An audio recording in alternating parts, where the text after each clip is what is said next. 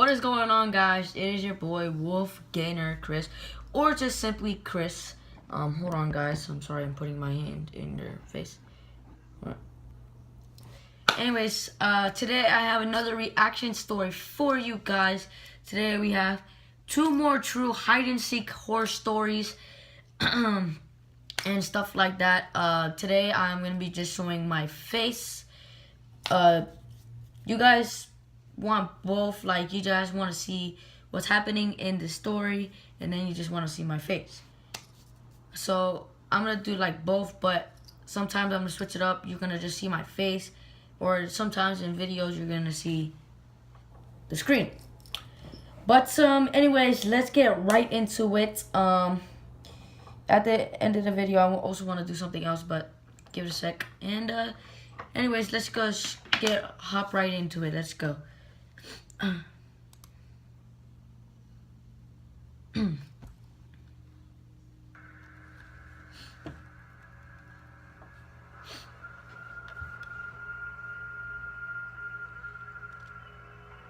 Thank you to Jed, Muso, and Tyler Z. I used to play a lot of hide and seek with my friends when we were young. A team version of the game though, so it was a little different. Instead of having a lone seeker who tags anybody, we would have a team of seekers and a team of hiders. And for the hiders to win, they would have to get to a certain checkpoint, and seekers would win if they tagged all the hiders. To tag one of the hiders, the seeker would have to two-hand touch their back, just like touch football. It started when we all formed our group on the block around 8 years old, all the way up until we were about 13. I lived in a cul-de-sac where there were 3 other houses besides mine, and kids my age lived in each one. There were also 4 other kids right outside the cul-de-sac around our age. I kind of like those kind of houses. So ever since I was little, I had a group of neighboring to be honest. When we would play hide and seek, we would usually play in the cul-de-sac, since there was a lot of open space, trees, bushes, and each of the houses belonged to one of us, so we could use all the property space for the game as well. Plus, the cul-de-sac was right in front of our town's nature preserve park, so it also made it more fun to have the woods as an added hiding spot. It was 2008. I was 11 years old, a time and age we would still play hide and seek on Friday nights instead of going out to flirt with girls. We had only 6 of us this night, so we divided our 2 teams into 3s. How would you normally do on a Friday night, though? Go flirt with girls. The other team began counting down from 30, while we all went our separate ways to different houses. I ran to my next door neighbor's house and came up with a really creative idea. My friend had a green blanket outside on his patio, sitting under a couple flower pots. I carefully moved the flower pots and took the green blanket, folding it over my body and crawling over to the bushes near the edge of the woods. Since our houses met the edge of the nature preserve, we could all choose if we wanted a back fence or not, and my next door neighbors chose not to have one, meaning the woods connected to some of our backyards. I heard the backyard gate open, so I quickly ran into the woods and knelt down under the green blanket. I would occasionally lift the blanket over my head to see who was there, and eventually I saw one of my friends creeping around the backyard, checking under the table and such. So while they were distracted, I waddled on my knees to the backyard of the next house over, where I could hear the commotion of one of my teammates getting caught. I lifted the blanket over my head to see what was going on, and I saw someone on the other team escorting my teammate back outside to the street. This was the perfect opportunity for me to run for it. I dropped the blanket completely and just looked around one last time before getting ready to make a break for it. Then, the most unexpected happened. The sound of a shoe on freshly fallen leaves and twigs snapped from right behind my ears, and before I could even turn around, I felt 2 hands grab my shoulders with a very strong and tight grip. I squealed in pain for a bit and screamed stop, managing to escape the grip and run for the checkpoint. I didn't make it to the checkpoint anyway though, because I ran into one of the seekers right at the backyard gates. We went out to the street, where I found out that both of my teammates were already out, and the 2 other seekers were already waiting by the street. Wait, I said. If all of you guys are already out here, who was the one who found me in the woods? I asked. They all looked at each other, seemingly confused. None of them owned up to it. They all swore they hadn't even gone into the woods. As I realized they were telling the truth, I felt my heart skip a few beats before pumping back up in a rapid beat, twice as fast as normal. When I told them that somebody was in the woods and grabbed me with force, they didn't believe me at first, but I convinced them. We all went to tell our parents, and the cops were called. Unfortunately for my neighbor friend, his parents put up a fourth fence wall, separating the woods to the backyard. We continued to play hide and seek and flashlight tag past this incident up until around the age of 13. Our parents just made us carry flashlights from now on and left all the backyard lights on. And of course, the woods were off limits. I'm happy to have such fond memories with friends as a young child, but that still doesn't take away from the fact that this was one of the most horrifying experiences of my life.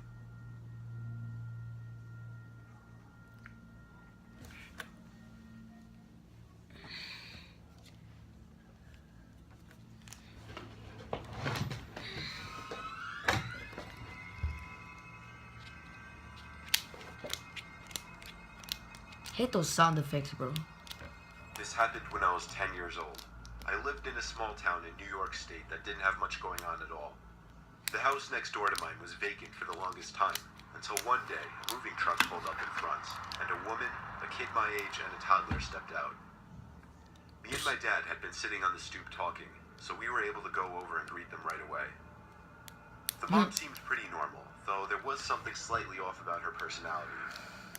My dad and the mom introduced me and the other boy my age to each other. He introduced himself as CJ, and then reached out his hand for a handshake, which, for kids our age at the time, was very weird. I shook his hand, and I remember both of our parents laughed. My dad ended up pressuring me on the spot to go hang out with CJ upstairs in my room. I wasn't against it, so I led him up to my room. I sat down on my bed, and he just stared at me blankly, creepily. I asked him if he wanted to play Mario Kart, and he didn't even know what that was. I showed him a few of my video games, and he said he doesn't like video games. So I suggested we play hide and seek outside. That he agreed to. I told him he could hide first to familiarize himself with the properties, while I gave him a 60-second head start. He ran into his new backyard, and I started counting down from 60. When it came time to find him, I found him in literally the most obvious place he could be. He was standing behind the chimney, a spot that I had to pass to get into the backyard. From this point on, I was starting to wonder if maybe this kid wasn't all there. After 10 minutes of an anticlimactic game of hide and seek, I said I had homework to do. He asked if he could come inside with me, and I didn't know what to say. Every excuse I came up with, he would find another way of asking to come inside. Eventually, however, he did leave me alone, and I went inside. Realistically, I had nothing to do. I just didn't like the kid and didn't want to further any kind of friendship with him.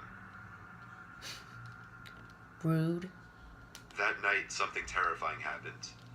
I awoke to a thud at my bedside window. I sat up and lifted the window up. I was disturbed to see CJ's face at the upstairs window of the neighboring house. He leaned out his window and called out for me to come over and play hide and seek. I yelled over he's insane and told him to go back to sleep and leave me alone. I aggressively slammed my window shut, as well as the blind, and tried to go back to sleep.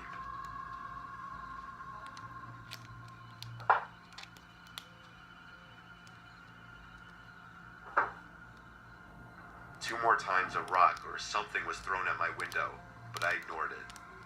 When it seemed to stop, I was relieved, and finally felt at ease. 10 minutes or so later, I heard a noise coming from below my window outside. It sounded like a bird was hopping around the ledge or something, possibly.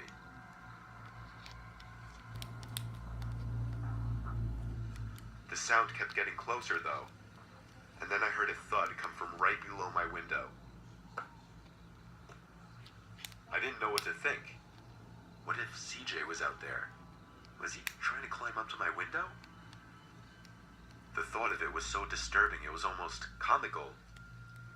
Then I heard the slightest creak of the floorboards near my bedroom door. Oh my. I turned to face the doorway and screamed at the sight of CJ standing at my door in his pajamas. He said in a quiet voice, "Let's play hide and seek."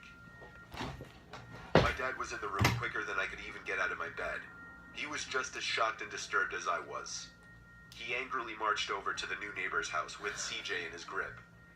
I watched the whole thing through my window. Bro. He raised his voice quite a few times. It turned out CJ simply entered through an unlocked window downstairs. My dad got a restraining order against the woman and her son. Unfortunately, they weren't going anywhere though. For months after this incident, I would have to awkwardly avoid eye contact with the mother next door the few times I saw her. Strangely, I never once saw CJ outside of the house again. However, every single night for over a month, I would check outside my bedroom window across to the other house and see CJ just sitting by his window, looking into mine with his creepy blank stare. It got to a point where I eventually left the blinds to that window closed 24/7, and eventually it stopped. CJ and his mom moved out less than a year later, and luckily I never saw them again.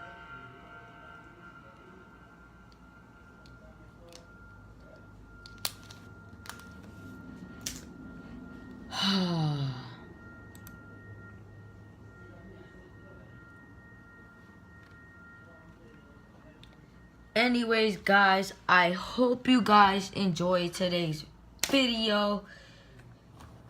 It was kind of fun, to be honest. It was like on the spot fun. Hope you guys enjoyed today's video. Make sure you smash that like button in the face. Make sure you subscribe if you haven't already. I want to shout out to a few people. Their names will be, well, not their names, but their YouTube channel names. It will be on the screen right now.